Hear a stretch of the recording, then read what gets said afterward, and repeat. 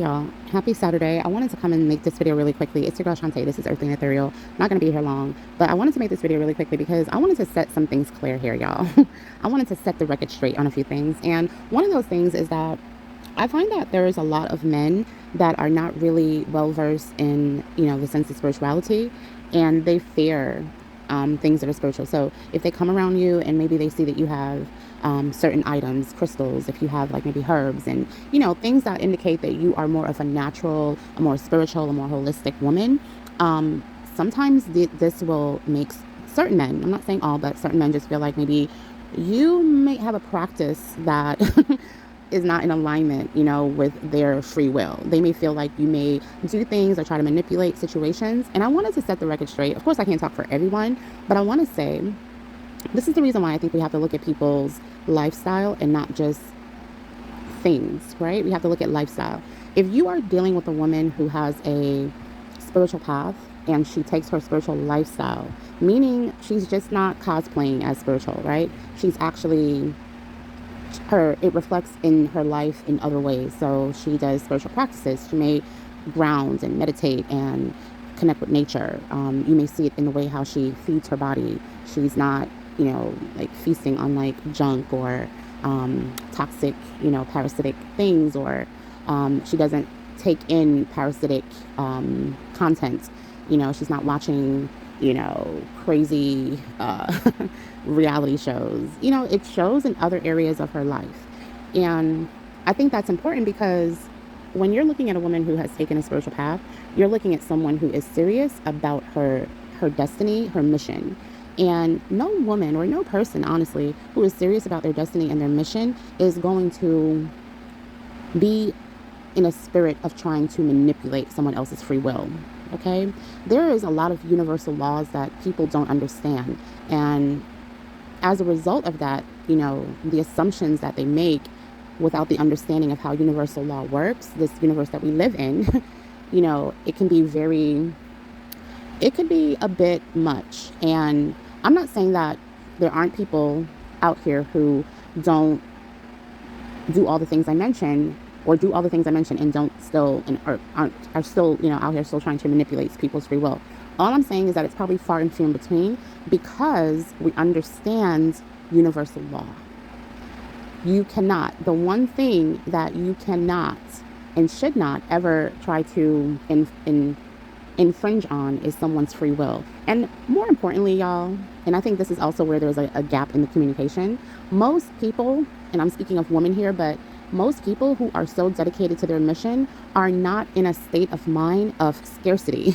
Because if you are willing to manipulate someone else's free will, you're living in a mind state of scarcity. You believe that there's not, let's say that you do a spell, you cast a spell on someone. It's because you don't believe that there is more for you through someone else. You believe that your love and your everything is with this one person. And most people who are on their mission, right, on their spiritual path, on their spiritual mission, don't have that mindset. That's the part that you guys miss. People who are truly dedicated to their spiritual path, when something doesn't work, we see it as God telling us, the universe telling us, creator telling us, this is not for you. This is not in alignment with you. So that means I got to move it out of your way so that I can bring in what is in alignment with your life. And that is something that I feel that goes over a lot of people's head. So the people who are really out here manipulating free will, doing spells and casting spells and, doing root work, in my opinion, especially when it's towards another person, those are people that I believe are living in a more state of fear. So they don't feel like they can acquire something else or that same thing through another person or something better through another person. And I think it's important to highlight that truly spiritual people know that that is not true. Truly spiritual people practice the law of detachment and understanding that you're not attached to any one person or you practice the law of detachment. So when something eases into your life, it's supposed to be there. And when it eases out, it's supposed to be gone. And you don't put yourself in a state of like desperation to keep it, to hold it. Because naturally, if you are trying to hold something, if you're working so hard and doing so much to hold on to something that is not in alignment for you, that means that you cannot hold, your hands are not open, your heart is not open for what is. And one thing about it, you better understand that you don't want anything that's not for you, right? And I think that that is something that a lot of people don't really understand. I can have an amazing, what is to someone else an amazing man, right? But that man on paper, he's like, oh my gosh, this man is everything. He's everything that would amount to a perfect partner. But because that man is not for me and I'm like desperately holding on to him, that man is making my life hell. He could be abusing me. We could be abusing each other. You know what I'm saying? Like, it's just, you don't ever want something that's not for you. So one of the main rules of spirituality is knowing that you cannot hold on to something in a desperate state, right? It's not about chasing, it's about attracting, it's about magnetizing. So anytime that you are talking about manipulating someone's free will through ways of witchcraft or putting roots on people, anything like that, that is a desperate state to be in. Any true alchemist, right, knows that you don't do work on other people. You do work on yourself. You work on yourself. You alchemize yourself. So when I say you alchemize yourself, you pour your source energy into yourself. And when you do that, you become a vessel that can attract the things that you want.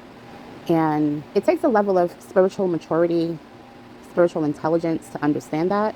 But that's why it's very important to look at people's lifestyle and not just what they say or what they have, how they dress.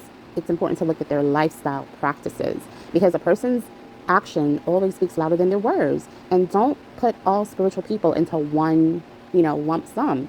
Some spiritual people are wiser than most because they observe and they become a master in life because they have the willingness to not just always speak or act, but rather observe, right?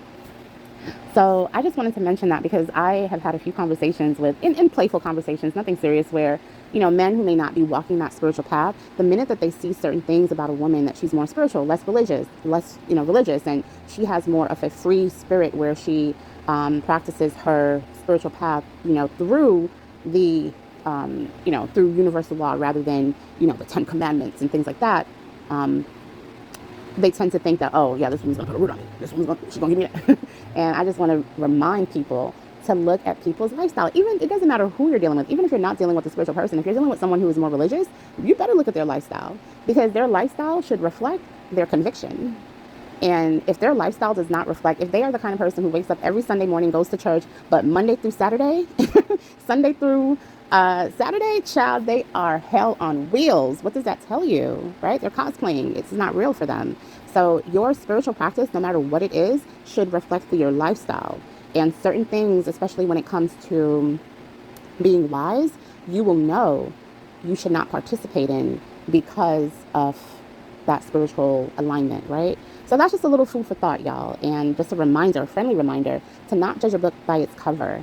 Be open to see how people's lifestyle is, and how their daily practices, and how they treat other people, and how they treat the people they love, and how they treat the people who can't do anything for them. And look at those things to kind of build your characterization of a person, rather than, oh, she has sage. No, no, no. Because that same sister who might be carrying sage might be more tapped in spiritually than that sister who's carrying a Bible.